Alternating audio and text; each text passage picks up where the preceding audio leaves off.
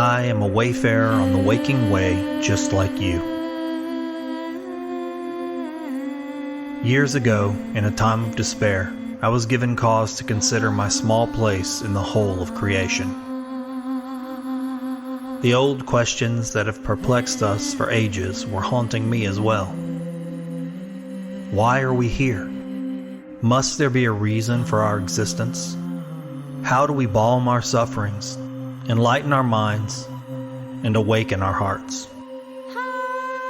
Are there powers, energies, and realities just beyond our ability to comprehend them? Like a new day rising, a fervor to understand these things illuminated my inner east. The discoveries along the way have been manifold, malleable, and colorful.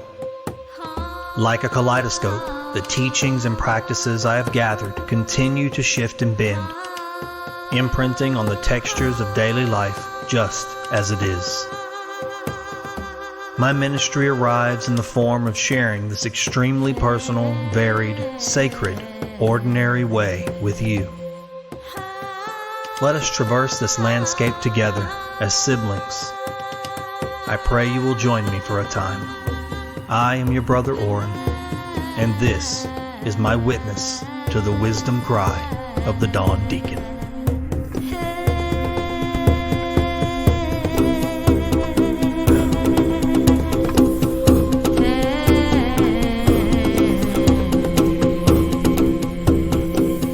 Good morning, my friends.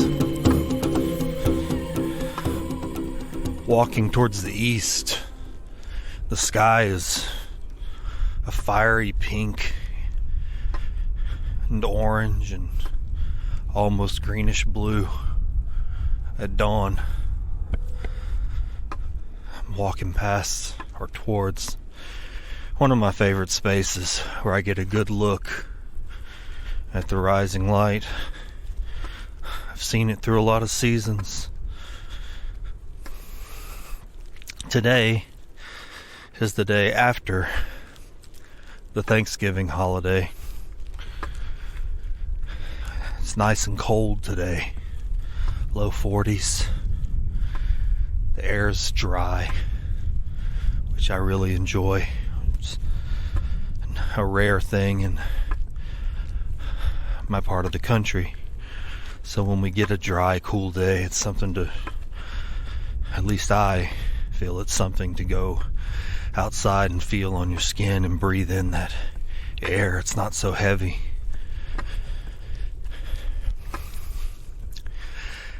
The day before Thanksgiving holiday, I was wrapped up in plumbing issues. And that normally wouldn't seem like a subject for a reflection, but it really took all day, because the truth of the matter is I'm not a plumber. Never claimed to be. And growing up, there were a lot of basic skills that weren't really passed on to me, so it's been a learn as you go situation throughout most of my adult life. Sort of trial by error. I know that many of the older men in my life who are no longer with me in this life had a lot of skills, and the truth is I wish I had learned more from each of them, but that's not the way it worked out. And so I do my best to figure things out as I go. And even at almost 50, I'm still learning new things. Because it took all day, from dawn to dark, to repair the problem, find and repair the problem, had a lot of time in my own head to think about things. And I woke up this morning and really reflected on it even more and found some value in it. I'd like to share that with you. So what happened? My wife and I have a walk-in closet. It's nothing fancy, mind you, but it is a larger space. And it's connected to our restroom and shower and bath area. I had noticed some wetness on the floor in the closet and made the assumption that she had walked through after a shower. Disregarded it. Well, after a few days and the wet spots moved, I realized that either she was doing this a lot more often or something else was going on. So I brought it up to her, and she said it's funny because she had actually thought the same thing that I had walked through after a shower. And so she went and looked and investigated around the closet, and sure enough, she found this incredibly large area where there was water all along the edge of the closet up into the wall and along the backside, which married to an outside shop. It had been doing it for a long time, but because we had items sitting along the edge, it hid those things from our view. And so until it had migrated out into the walking area of the closet, we hadn't known. It was pretty bad. Lots of mold, mildew, wet carpet, ruined items. And we knew it had to be in that area, obviously, because it wasn't anywhere else. But we really didn't know where. You see, that part of our home is an add-on that someone had put in before they sold the home to us over 15 years ago. So we really didn't know a lot about how they had retrofitted the plumbing. So I spent the day trying to find this insidious leak. I've spent the day crawling around the attic, following pipes through walls, tearing out walls, following the pipes in the walls. Finally, we discovered that there was a bad or a failing seal to the lavatory in the wall. And it wasn't gushing. It was just a small, regular drip. For the amount of water that we discovered and damage, it had to have been dripping unseen for years.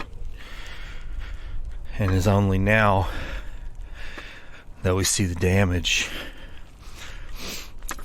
underneath everything coming to the surface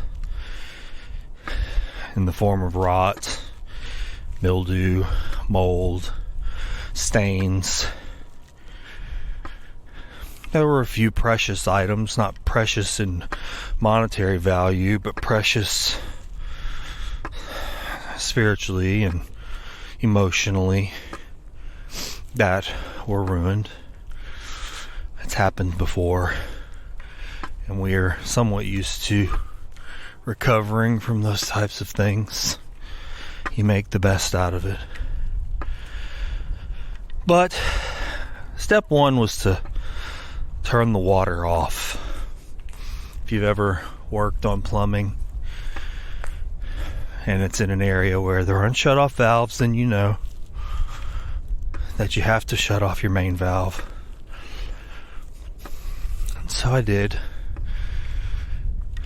And the work began. I'll spare you the details of the work. It's needless to say, after some minor demolition and purchases and repairs, the leak is now fixed. It stopped. I don't have to worry about that drip anymore. But what it got me thinking about, especially at the times of the holidays, are those little things inside me that are leaking, are dripping. I'm not talking about literally, obviously.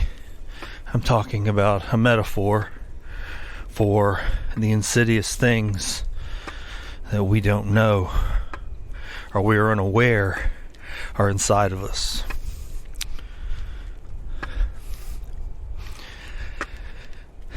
In investigating this drip that had caused so much damage, I was actually astounded. First, at how hard it was to find. Into the rafters, into the attic, into dark spaces that I never go. Precariously, mind you. I've actually fallen through a ceiling before, doing work in an attic long ago. And that experience has made me more cautious. But tight, dark spaces on unstable footing, you have to be careful. And no one wants to do it. I didn't want to do it. I didn't want to go there. And then, once you get there, the investigation begins.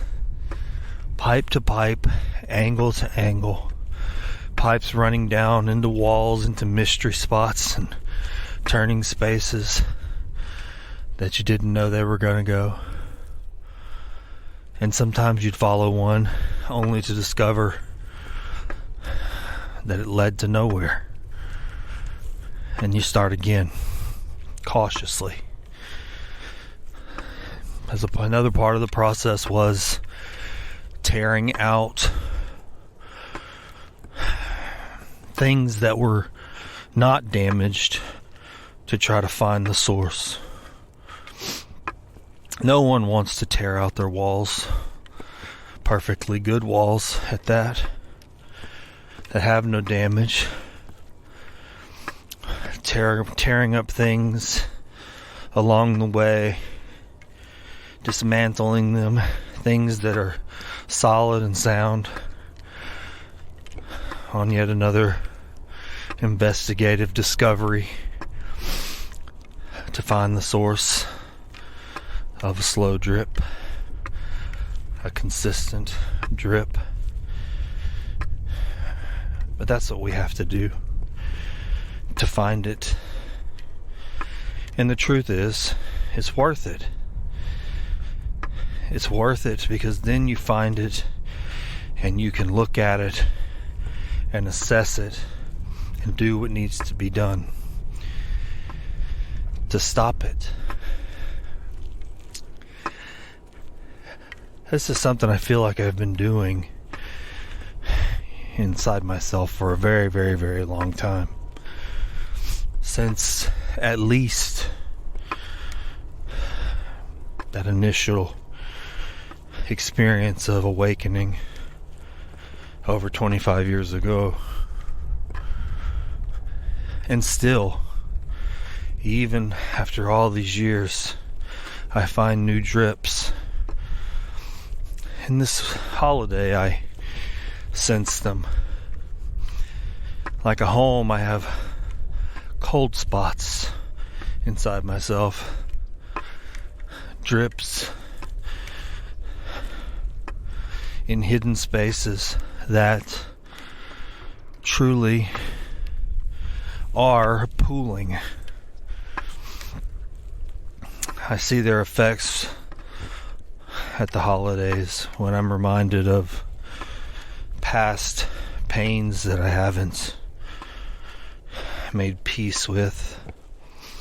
Perhaps it's people.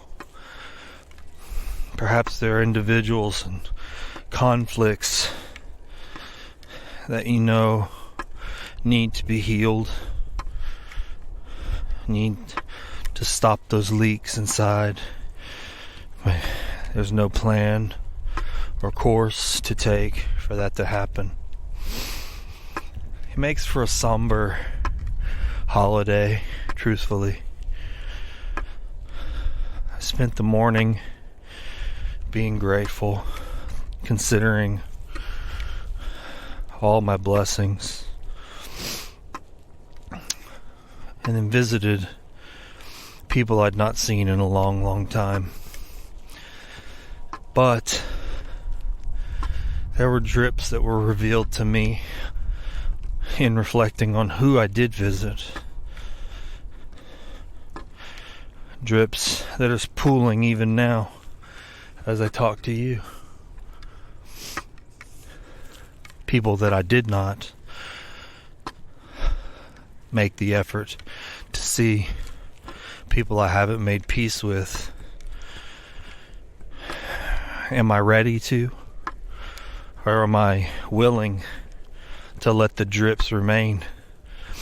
Maybe patch them or put a basin under them to capture the drips. Subscribe to a never-ending emptying after the water builds up. Mitigation, but not repair. And these are the leaks I know about. What about the ones even older? They go all the way back. The old pains. Or the ones that are so mysterious that we don't know where they began. Things that we inherited in the old house we've purchased. Things that we won't investigate until there's trouble. It's so easy, in this world, in this culture that we live in, to toss the old thing aside and say, I'm done with that. Give me something new. Give me something with modern appliances, built with the materials of the age, with every technology. And then to think, I'll never have a drip or a leak with this. And I'm sure the old home builder thought the same thing at that time. I don't know what advice is best for you, but in seeking some wisdom on this through reflection, meditation, contemplation, and prayer, I find that for me, running to the new is not the solution. Live with the old and repair. It's interesting, actually, this time of year. Last year, I had a conversation with a man named John Walkman. He had just published a book with his co-writer about the repair revolution. And even though he was talking about objects and appliances and items, homes, vehicles, there was a spiritual undertone to John's mission with the repair revolution of making things new, old things, finding new value and use, bringing them back together. He was very, very adamant about saying the word repair, pairing again. I took that and put it inside my heart when I heard him talk about it. And then, only 3 weeks after I spoke with him, John died of a heart attack last year at this time. And I suppose today, in contemplating the experiences of the old, consistent, hidden drip that caused so much damage when it finally bled through the surface of things and revealed itself, I suppose I'm advocating for the same thing as John. It would be easy to look at our home, older home, modified and patched, to say, let's move, let's sell it, let's get something new, let's build from the ground up. It'd be easy to look at our community that way, and I often do. Why try? Why repair? Why worry about anyone here when the powers truly just want to expand and grow? Why worry about the small piece of garbage in the park? Find a new one. Go somewhere else. But that is not in the spirit of repairing, is it? It's not in the spirit of investigation of the cold spots, the drafts, where they're coming from. And I think that's a part of me. Maybe it isn't for you. But even as I talk to you, I walk with a stick gifted to me from the stormwood tree after the hurricane. It could have rotted in the ground, and yet now it keeps cadence as I come on my morning reflections at the Point Vierge at dawn. I pray on the acorns from the stormwood tree that would have easily been crushed underfoot as they fall on the path. Dust for another day, food for squirrels, crumbs, giblets and bits, and yet this batch serves as a rope that pulls me out of despair and into prayer.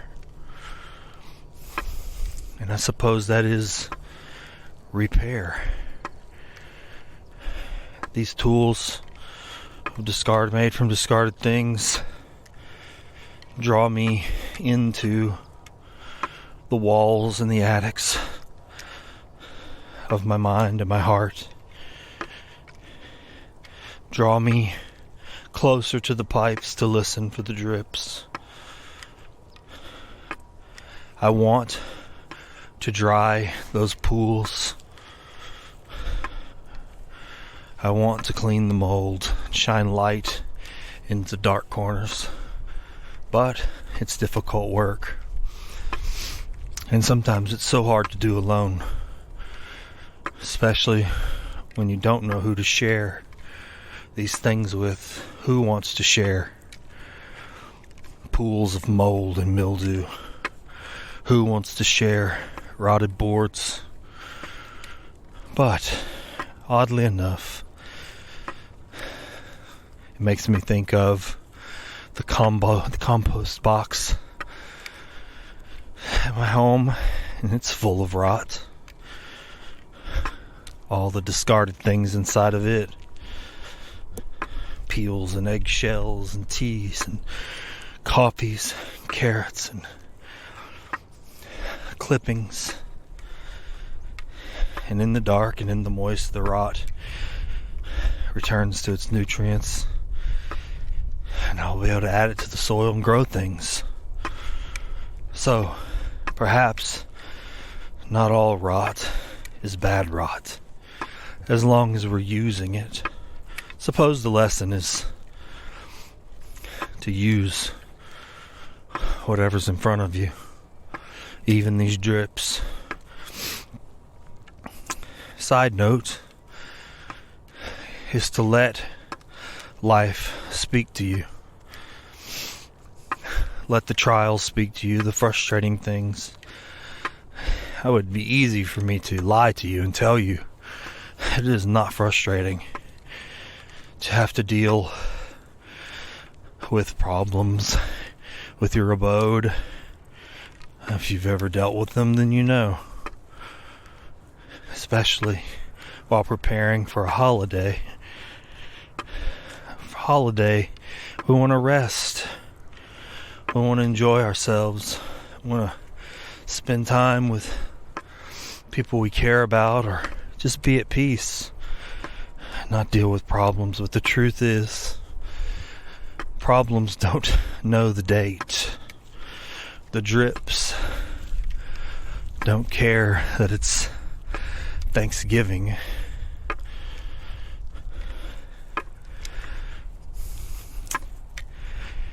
So,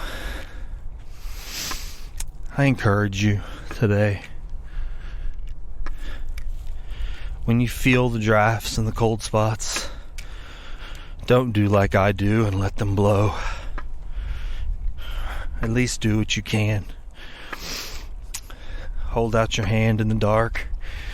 Feel for the coldness. Follow the draft. And when you find it, bring aid to it.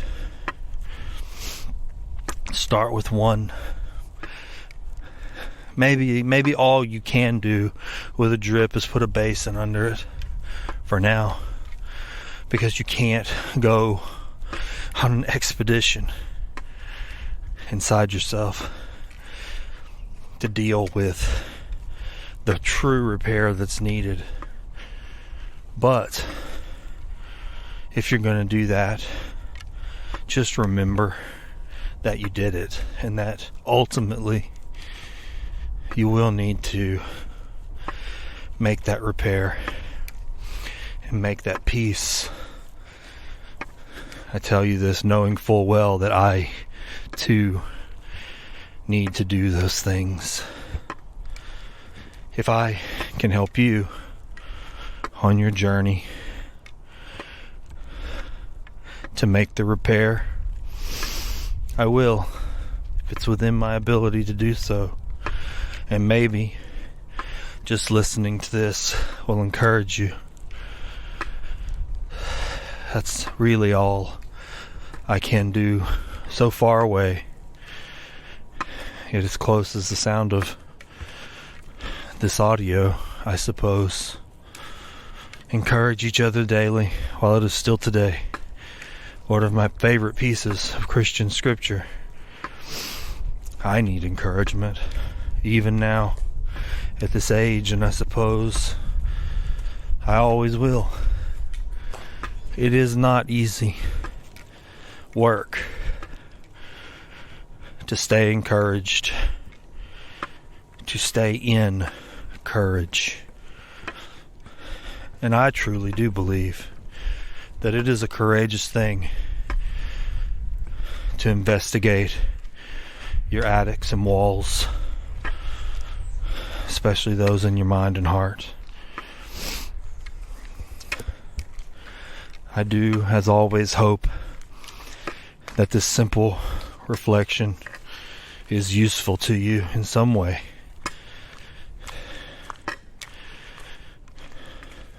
May all beings have happiness and the causes of happiness. May all be free from suffering and the causes of suffering. May we all rejoice in the well-being of others.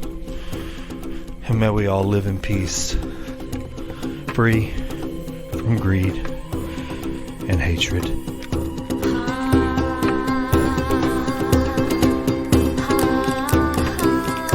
Brother Oran Parker is the producer and host of the Dawn Deacon and the Find the Good News podcast. As a licensed ecumenical minister, he practices universal spiritual accompaniment, offering a brother's ear to fellow seekers. Oran provides baptism, blessing, and union ceremonies, as well as tailored rituals to memorialize special occasions or blessings to sanctify personal spaces. Brother Oran also officiates weddings and funerals. For information or to contact Oran, visit findthegood.news or email oran@oranparker.com.